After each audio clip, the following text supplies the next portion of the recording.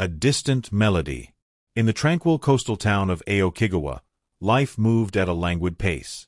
Nestled between emerald forests and sapphire waters, it was a place where the ocean's whispers sang lullabies to the residents.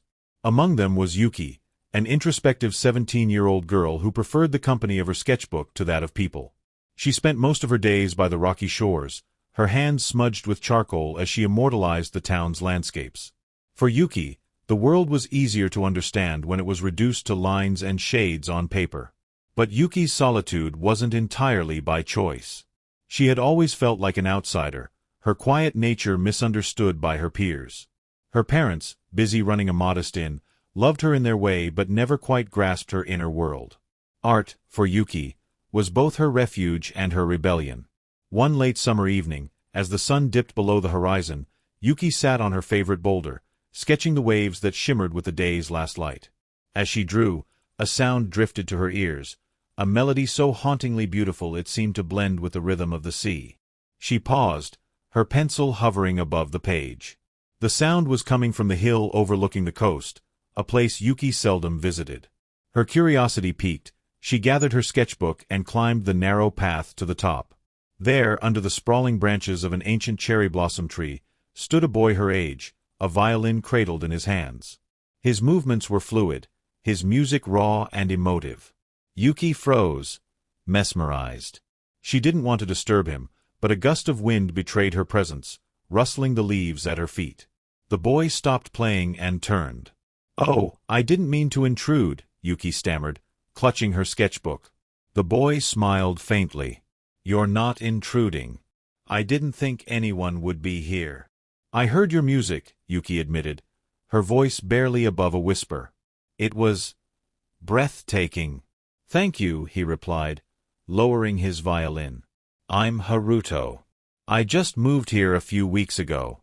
"I'm Yuki," she said, gesturing to her sketchbook. "I like to draw. This hill has a great view." Haruto glanced at the sunset. "It does. I guess we both find inspiration in the same place." From that brief encounter, an unspoken connection formed. Yuki began visiting the hill regularly, always finding Haruto there with his violin. He played while she sketched, their conversations growing deeper with each meeting. Haruto told her about his life in the bustling city, how his parents had passed away in a car accident, leaving him to move in with his uncle in Aokigawa. Yuki, in turn, shared her struggles with feeling invisible and her dreams of becoming an artist. One day, as they sat under the cherry blossom tree, Yuki asked, "Why did you stop playing in the city?" Haruto hesitated, his gaze fixed on the horizon. "After my parents died, I couldn't bring myself to pick up the violin. It felt empty, like the music had lost its meaning." "But it hasn't," Yuki said, her voice firm. "Your music is full of life. It's like it tells stories words can't." Haruto looked at her, his expression softening. "And your drawings? They capture emotions I didn't think anyone else could see." Their friendship blossomed into something deeper, though neither spoke of it outright. They spent hours together, Haruto teaching Yuki the basics of violin, and Yuki showing Haruto how to sketch. Each found in the other a missing piece of themselves. One afternoon, while practicing on the hill, Haruto's hand trembled, causing him to falter. Yuki noticed immediately.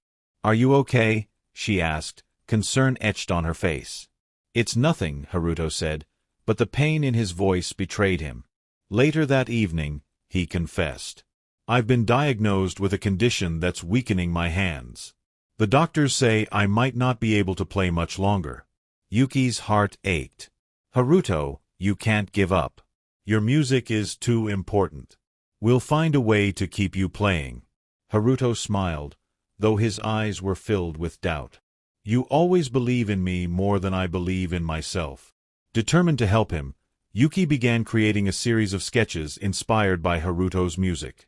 Her goal was to capture his emotions and preserve his essence in her art. She submitted her work to a prestigious gallery in Tokyo, and to her astonishment, they accepted. The gallery offered to host an exhibition, with proceeds going toward Haruto's treatment. Yuki and Haruto traveled to the city together, the first time either of them had left Aokigawa in years. On the night of the exhibition, Haruto performed a new piece he had composed, titled A Distant Melody. As he played, Yuki watched from the audience, tears streaming down her face. She had never felt so proud.